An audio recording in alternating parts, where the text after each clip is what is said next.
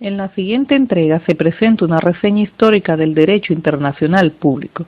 En la Edad Antigua no existía el derecho internacional público, ya que no había comunidad internacional a la cual se le aplicara tal como se hace hoy día. Sin embargo, podemos decir que en la civilización griega encontramos instituciones muy rudimentarias de derecho internacional público, a saber, las anfictionias eran reuniones más o menos periódicas de naciones griegas con el propósito de determinar de una manera mancomunada cuestiones comunes o de interés para esas federaciones. Y la proxenia era una institución mediante la cual se brindaba de un derecho de protección a los extranjeros que estuviesen residenciados o de tránsito en las ciudades griegas.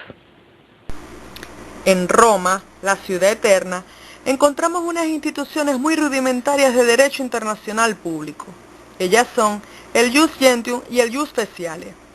El Jus Gentium era una forma embrionaria de derecho internacional porque era el conjunto de principios que se aplicaba a los extranjeros residenciados o de tránsito en Roma. De manera que el Jus Gentium podía considerarse como un apéndice del derecho civil romano y no como el derecho internacional tal como en la actualidad lo concebimos. El Jus Speciale era una práctica religiosa que tenía por objeto averiguar el buen éxito o no de una empresa guerrera que se pretendía iniciar. Mediante una serie de normas y procedimientos especiales, los sacerdotes especiales se pronunciaban sobre la conveniencia o no de la guerra por emprender, la inviolabilidad de los enviados extranjeros, extradición de ciertos sujetos y cuyos actos estaban fundamentados más bien en principios religiosos que jurídicos.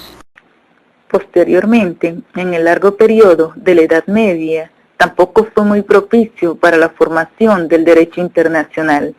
La existencia del feudalismo y el sometimiento del hombre a la tierra no favorecían la comunidad internacional, porque cada estado estaba dividido en pequeños estados gobernados por señores feudales y por razón del escaso intercambio de un país a otro, como consecuencia de la desconfianza, recelo y territorialidad de las leyes.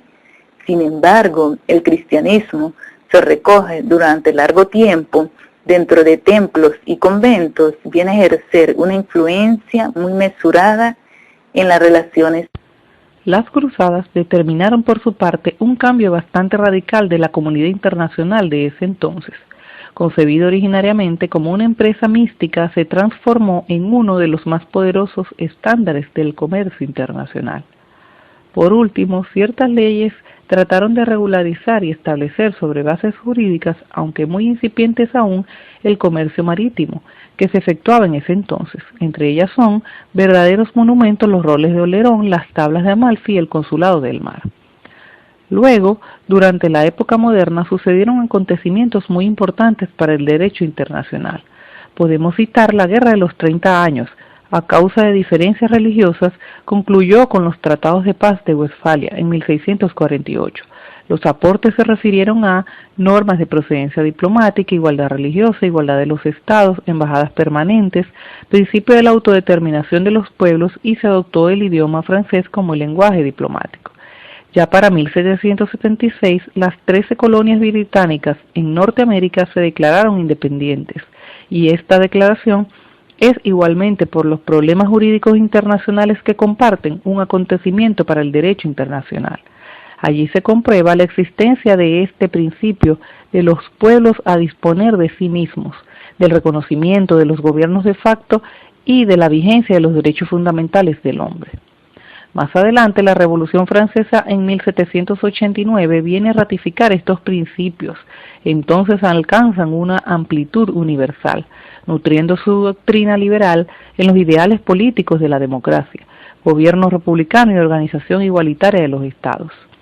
En 1815 se reúne el Congreso de Viena, que fijará las bases sobre las cuales descansará la paz post-napoleónica.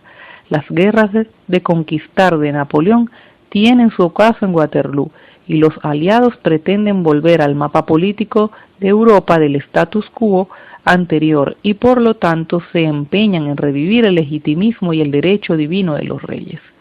Así, en 1826 se reunió en Panamá el primer Congreso Internacional de América, convocado por el esfuerzo y la inspiración de Bolívar. Esta iniciativa era una consecuencia de esa serie de principios y soluciones que reclamaba la Revolución de Independencia y que correspondía a la organización exterior de esta comunidad internacional.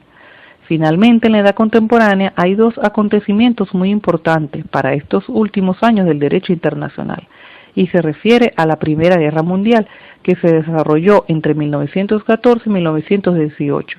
Se produce entre los serbios y austríacos, la cual termina con el Tratado de Versalles y nace la Liga de las Naciones. De esta manera, el periodo entre guerras estuvo marcado por la dificultad de la aplicación de tratados de paz.